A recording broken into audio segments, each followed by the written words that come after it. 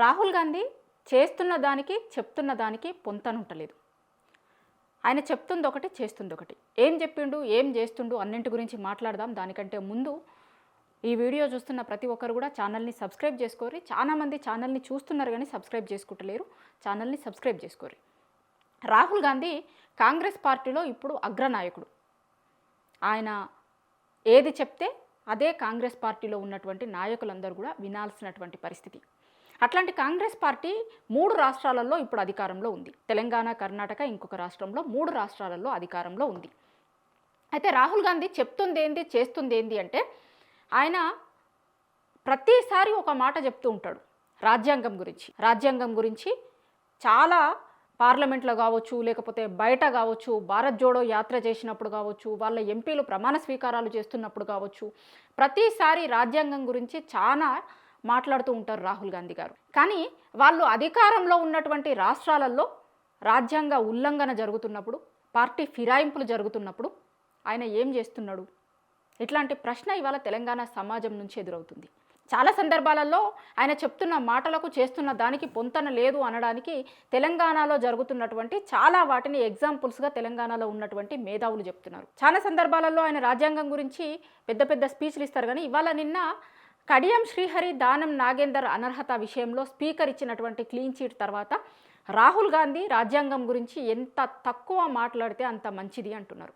వీళ్ళిద్దరూ పార్టీ ఫిరాయించిర్రు అనడానికి అనేక ఆధారాలు ఉన్నప్పటికీ కూడా వాళ్ళు కాంగ్రెస్ పార్టీలో చేరినారు కాబట్టి వాళ్ళకి క్లీన్ చీట్ ఇవ్వడం అనేటువంటిది కరెక్ట్ కాదు అనేది చాలామంది మాట్లాడుతున్నమాట.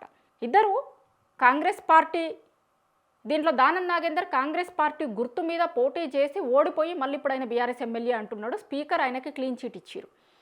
కడియం శ్రీహరి గారు వాళ్ళ బిడ్డ కాంగ్రెస్ పార్టీ గుర్తు మీద పోటీ చేస్తే సంతకం పెట్టి ఆయన కూడా టీఆర్ఎస్ ఎమ్మెల్యేనే అంటున్నాడు. పైగా స్పీకర్ దీనికి క్లీన్ చీట్ ఇచ్చిండు. మిగతా రాష్ట్రాలలో మాత్రం ఫిరాయింపులని ప్రోత్సహిస్తున్నారు అక్కడ ఉన్నటువంటి అధికార పార్టీలు.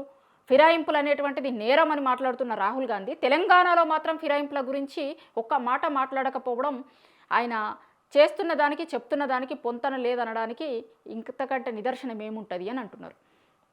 అట్లనే ఇంకా రకరకాల సందర్భాలలో కాంగ్రెస్ నాయకులు ప్రతిసారి బుల్డోజర్ పాలన గురించి మాట్లాడుతూ ఉంటారు. యూపీలో కావచ్చు, ఇంకొక దగ్గర బీజేపీ అధికారంలో ఉన్నటువంటి దగ్గర బుల్డోజర్ పాలన చేస్తుంది అంటారు. మరి తెలంగాణ రాష్ట్రంలో జరుగుతుంది ఏంది? బుల్డోజర్ పాలన గురించి, తెలంగాణ రాష్ట్రంలో జరుగుతున్నటువంటి బుల్డోజర్ పాలన గురించి రాహుల్ గాంధీ గారు ఒక్కరోజు కూడా పన్నెత్తి ఎందుకు మాట్లాడతలేరు? ఇది ద్వంద్వ వైఖరి కాదా? తెలంగాణలో ఉన్న ప్రజల దగ్గరకు వచ్చి మీరు ఎన్నికలప్పుడు ఓట్లు అడగడానికి తెలంగాణ ప్రజల దగ్గరకు వచ్చి మాట్లాడిరు కదా, తెలంగాణ ప్రజల దగ్గరకు వచ్చి మాకు ఓట్లు వేయమని అడిగిరు కదా. అట్లాంటి ఓట్లు వేసినటువంటి ప్రజలు ఇవాళ ఇబ్బంది పడుతూ ఉంటే బుల్డోజర్ పాలన ఎందుకు నడుస్తుంది మనం అధికారంలో ఉన్న రాష్ట్రంలో అని ఎందుకు ప్రశ్నిస్తలేరు? పైగా కనీసం దాని మీద మాట్లాడేటువంటి తెలంగాణకి వచ్చినప్పుడు తెలంగాణలో ఉన్నటువంటి 10 జిల్లాలలో గతంలో ఎన్నికలప్పుడు తిరిగినటువంటి రాహుల్ గాంధీ గారు ఇవాళ తెలంగాణకి వచ్చి కనీసం ఇక్కడ ఉన్నటువంటి మనుషులతోని మాట్లాడేటువంటి ప్రయత్నం కూడా చేస్తలేడు. ఇది మీ ద్వంద్వ వైఖరికి నిదర్శనం కాదా? గతంలో అశోక్ నగర్ చౌరస్తాకి వెళ్ళి నిరుద్యోగులతో మాట్లాడి వాళ్ళతోని ఛాయ్ తాగి వాళ్ళతోని మాటలు చెప్పి మా ప్రభుత్వం అధికారంలోకి వస్తే మేము ఇది చేస్తాం అది చేస్తామని మాట్లాడి మీ ప్రభుత్వం అధికారంలోకి వచ్చిన తర్వాత ఇక్కడ నిరుద్యోగులు ఎదుర్కొంటున్నటువంటి కష్టాల మీద మాట్లాడడానికి మాత్రం ఎందుకు ఇష్టపడడం లేదు రాహుల్ గాంధీ అని నిరుద్యోగులు అడుగుతున్నారు. ఇంకో దిక్కు అదానీ మీద ఆయన పార్లమెంట్లో బయట 2 చోట్ల మాట్లాడతారు. కానీ ఇక్కడ వాళ్ళ అధికారంలో ఉన్నటువంటి రాష్ట్రాలలో అదానీతో చేస్తున్నటువంటి దోస్తాను ఇట్లా చెప్పుకుంటూ పోతే చాలా రాహుల్ గాంధీ చేస్తున్న దానికి చెప్తున్న దానికి పొంతన లేదు అనడానికి నిన్నగాక మొన్న వచ్చినటువంటి ఎమ్మెల్యేల అనర్హతకి సంబంధించినటువంటి విషయం కావచ్చు, తెలంగాణలో జరుగుతున్నటువంటి బుల్డోజర్ పాలన కావచ్చు, వీటన్నింటి మీద నిరుద్యోగులకు సంబంధించినటువంటి ఇష్యూ కావచ్చు, వీటన్నింటి మీద రాహుల్ గాంధీ ఎందుకు మాట్లాడటం లేదు? దేశవ్యాప్తంగా మిగతా చోట్ల ఎక్కడ రాష్ట్రంలో ఏ రాష్ట్రాలలో జరిగినా కూడా మాట్లాడుతున్నటువంటి రాహుల్ గాంధీ తెలంగాణ రాష్ట్రంలో వాళ్ళు అధికారంలో ఉన్నటువంటి చోట్ల మాత్రం జరుగుతున్నటువంటి అన్యాయం గురించి ఎందుకు మాట్లాడతలేడు రాహుల్ గాంధీ అనేది ఇవాళ తెలంగాణలో ఉన్నటువంటి సమాజం ప్రశ్నిస్తుంది. ఇంకా దారుణం ఏంటంటే పార్టీ ఫిరాయింపుల చట్టం తీసుకొచ్చిందే రాజీవ్ గాంధీ తీసుకొచ్చిండు పార్టీ ఫిరాయింపుల చట్టం. అట్లాంటిది వాళ్ళ అధికారంలో ఉన్నటువంటి రాష్ట్రంలో పార్టీ ఫిరాయింపులు జరుగుతున్నప్పుడు దాన్ని సమంజసమే అనేలాగా ఉండడం ఎంతవరకు కరెక్ట్ అవుతుంది అంటున్నారు.